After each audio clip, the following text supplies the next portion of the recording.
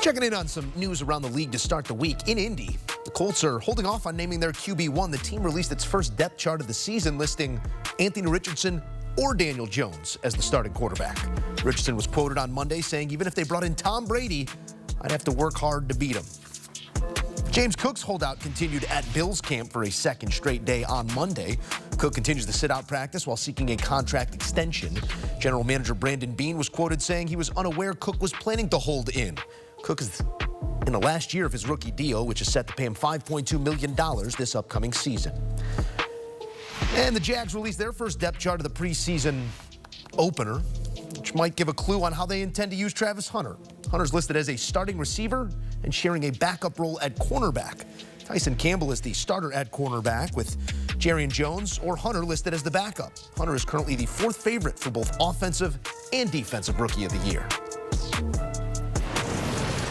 CBS NFL analysts Ryan Wilson and John Breech are in with their reaction to it all, fellas. I'm looking at the decision makers in Duval right now, and it's a lot of offensive-minded individuals. Hunter slanting towards offense since the pick was made. I don't know any other way to ask it right now than the way it's been asked before. Is that really where this team needs his services most, John? Well, when you look at what Jacksonville needs, Joe, it is absolutely some help in the secondary. So I guess on paper, it would make sense to say, hey, let's go and have him compete for that CB cornerback one job, and then let's just give him a package of plays on offense and see what happens. But like you said, you have Liam Cohen, the head coach, who is an offensive mastermind. He has seen Travis Hunter plays, and Travis Hunter is clearly a starting wide receiver now because he feels very good about that. And you know what? Maybe this is a strategy where the Jacksonville's thinking, we're going to win games 45-42. Let's not worry about the defense. We have Brian Thomas, we have Travis Hunter, we have Trevor Lawrence. Let's just outscore everyone we play. So yes, I do think that Jacksonville's going to feel this out. Obviously, it's the first depth chart of training camp. You have 3 preseason games to go, so we'll see how this unfolds, and it could end with Travis Hunter maybe playing a little more cornerback than receiver. But for now, it does seem like Liam Cohen absolutely wants him out there as a receiver. Yeah, I think the answer to the question is both, right? And the other thing to keep in mind is you don't trade up from 5 to 2 and give up a first-round pick next year for a cornerback, I don't think, unless his name is Travis Hunter, who's going to do a little bit of both. The funny thing is more about me than it's about Travis Hunter, because I was banging the drum talking to you about it during the draft process, Joe. He can't play more than 60 snaps a game, and now as he goes through training camp and Pete Prisco talked to the training camp, and he told Pete that he could play 100 snaps and the heat does not bother him. The issue isn't his endurance. Trevor Lawrence said he's like a marathon runner. The issue is him getting hurt, which has happened each and every year. So I think he has the stamina to do it. But now I'm leaning towards 75, maybe 80 snaps a game. Here's a little fun fact I saw today in reading through some of the news. Throughout the entire training camp, Hunter has 109 offensive snaps with 16 catches, 1 touchdown. On defense, 88 snaps with 5 PBUs. And that says to me he's going to play on both sides of the ball. It may be more offense earlier for the reasons Breech pointed out, just score a bunch of points. But if you need him to lock down someone on the other side of the field, I think he can do that much more easily because he's been doing that longer, playing defense as opposed to playing wide receiver. Hard enough for these rookies to retain and execute on one playbook, let alone playbooks on both sides of the ball. Then you extrapolate it out over years and seasons that have more games than he's ever seen before. We will see. It's going to be services needed on both sides of the ball, to both of your points. If you have 2, you have none. I'm not talking about Hunter. I'm talking about the Colts. One of the least active teams with perceived need at quarterback this offseason, yet here we are. I want to come at this purely from a Richardson standpoint. Still somewhat of an unknown asset, especially relative to Jones guys, but you can't keep starting and pulling him and expect him to develop at any sort of rate. What's the best strategy with wins in mind, but also, Ryan, to give this kid his best shot in year 3? You got to put him out there and let him fail. And it sounds like he's matured a lot. Last year he was benched in part because of inconsistency, but also lack of preparation, which he admitted. And I think he's learned that story. And the backstory is this. He's from a small town in Florida. He's a country kid who loves football. And I think maybe he got a little too much too soon in the NFL. Had only 13 starts at Florida. We've talked about that a lot, of course. And it just hasn't translated. Mostly just inconsistency from lack of experience. The other thing is this. When you read through the training camp camp reports each morning is some variation of Anthony Richardson, or insert Daniel Jones' name here, struggles in the red zone. And maybe that means the defense is really good, or maybe it means he's continuing to struggle. But I think if you're Shane Steichen, you have to roll with him to find out what you have, because if it doesn't work, you're going to have to draft a quarterback. Daniel Jones isn't going to be the long-term answer. And if you look at their schedule, the first month of the season could be a pretty good indication of what you're going to get from Anthony Richardson. So I would make him the starter. Daniel Jones can wait in the wings and hopefully have his Sam Darnold moment. But this is all about Anthony Richardson figuring out whether he's a franchise quarterback or not. Yeah, I don't know if making him the starter would actually help him, Ryan. I think that's been part of the problem, is that he's always had the safety net of knowing he's not going to lose his job because he was picked so high, the expectations were so high, that I think it's actually a good thing for him that he has to compete for his job. His feet are to the fire right now, and that hasn't happened. He knows if he doesn't play well in training camp, Daniel Jones is going to be the starter, and Anthony Richardson is going to spend the season on the bench. And we looked at those stats a little bit ago, and we saw how bad his completion percentage has been. It's been historically bad. So now you've got to focus. You've got to make sure you're completing these short passes. So I think that Shane Steichen probably feels pretty comfortable that if Daniel Jones beats out Anthony Richardson, you start Daniel Jones. It's that simple. And if Anthony Richardson plays better, this isn't a tie goes to the runner. Anthony Richardson's been here longer. If he plays better, you play Anthony Richardson. So it will be interesting to see who is out there in week one, because in the end, I do think both of these guys will end up starting games for the Colts. So maybe this whole competition will be done for nothing if both of them end up starting at some point during the season. Yeah, they're both out there getting the work in right now, which is more than we can say for some. We did start the week with a third notable hold-in.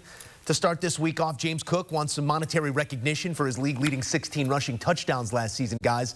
In the context of that offense, feels like he has some leverage as well. Running backs only get to bite the apple once, so we could be in for the long haul here. Ryan, what's $14 million amongst friends for this offense? I wonder what me and John's version of a hold-in would be. We just sit here quietly while you tell jokes. I don't know, but it is sort of weird that you show up at camp and you're just standing around as Breech twirls his mustache. Fun fact, guys, me and our buddy Pete Prisco were at Buffalo Bills camp today. Guess who got a lot of run? Ray Davis, because of the aforementioned hold-in by James Cook. We heard GM Brandon Beane say that he was sort of surprised and disappointed by this. It sort of caught him off guard a little bit. I don't know what the end game is here, because I'd be interested what you think about this, Breech. This offense runs through somebody who wears number 17. They don't have a lot in terms of wide receivers. That's because you have 17. And then the running back it feels like a situation where you can have a revolving door. Ray Davis had a really good rookie season. So you're not going to get Christian McCaffrey money. You're not going to get number 2 or number 3 running back money, because Josh Allen is the engine, and he feeds a bunch of mouths, whether they're wide receivers, tight ends, or running backs. And I understand James Cook's frustration, but it's unfortunate that he plays a position that has been historically undervalued. Saquon had to leave New York to get paid. We know about Christian McCaffrey. Derrick Henry's on this deal after a monster season as a 30-year-old with the Baltimore Ravens. So it's pretty slim pickings, and if you're in the JT, Alvin Kamara range, that feels about right, but maybe James Cook feels differently. And here's the thing. If he's not out there in week 1, I imagine he will be. I don't think this offense loses a step in Buffalo because of the aforementioned Josh Allen. All right, let's give it a shot then. Knock, knock. See, no answer. Who's there? The Browns still. It's been all business out of Sanders' camp. Shedeur sliding to the 5th round, and he's getting to work. The rookie quarterback doubling down on that focus Monday, saying he doesn't want Deion at camp just yet. Take a listen. I don't want him coming to see me right now, because I want to get to where I want to go then for him to see me. I don't want him to come and see me, get a couple reps and, he's cheering like a good dad. Like, nah, you can't be proud of me right now. I got to get to where I'm going, and I know it's a lot I got to do to get there. So it's kind of like I just want everything that I'm doing is just, like, focus on this time, and I don't want no distractions, because we know out of media, we know how everybody would take it and take away from the team just from him being my own dad showing up. So, it's a gift and a curse at the same time. Interesting comments there from Shedeur, and it feels like a PR pivot from what we saw in the lead up to draft. Breech, I'm interested in what you take away from the comments. Yeah, I felt like that's a humble answer. That's a mature answer. And that's not what we were seeing from Shedeur Sanders in June when he was getting 2 speeding tickets right when he had arrived in Ohio. He genuinely seems like he's there for football. That's it. And as he kind of mentioned, if Deion Sanders shows up, it kind of turns into a little bit of a distraction, kind of a circus, because everyone wants to talk about Deion Sanders. They want to ask Deion Sanders questions. And as Shedeur alluded to, hey, look, I want my dad to show up when maybe I've won the job or when something big is out there. He's buried at the 4th spot on the depth chart right now. He's not taking a ton of snaps. So if he does win the job, I'm sure Shedeur would be the first person to say that he wants his dad out there for the first start of his career. So there will be a time and a place for Deion Sanders to be there, and Shedeur Sanders will be the first person to invite him. But right now in training camp, when he's battling for a job, is not the right time. So good for Shedeur Sanders to realize that, and he just seems like he has gotten mature during his month with the Cleveland Browns. I think that's exactly right, Breech. And I think parents around the world are pointing to the television like that Leonardo DiCaprio meme, say, yes, I go to all these youth games and watch my kids sit on the bench, and I do not want to be there. They don't want to be there. No one wants to be there. It's almost like Shedeur saying, I don't want a participation trophy. And Breech's other point is an important one. We sort of knocked Shedeur throughout the draft process for the way he handled himself. He has been nothing but a perfect teammate, a rookie trying to make his way. He understands he's QB4, and he doesn't want any of the distractions. We've seen that previously when he waited for another teammate to finish their interview before he had his interview, and sort of let the media leaving one podium for the other. So I think he's doing and saying all the right things outside of the tickets that Breech talked about there. So I applaud him for that. And why would you want your dad to show up to watch you catch some passes and throw some passes to the equipment guy? I think that's the exact right mindset, and I would be pretty excited if I were a Browns fan that he's not just happy to be there, quotation marks. All right, one more. Breech, Wilson, and Musso walk into a bar.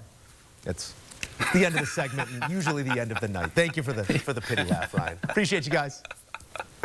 Oh, we got football on the way. Plenty of talk between now and then, but the countdown is on. September 7, it's season 66 of the NFL on CBS. Jim Nantz and Tony Romo going to be rolling out the barrel in Green Bay.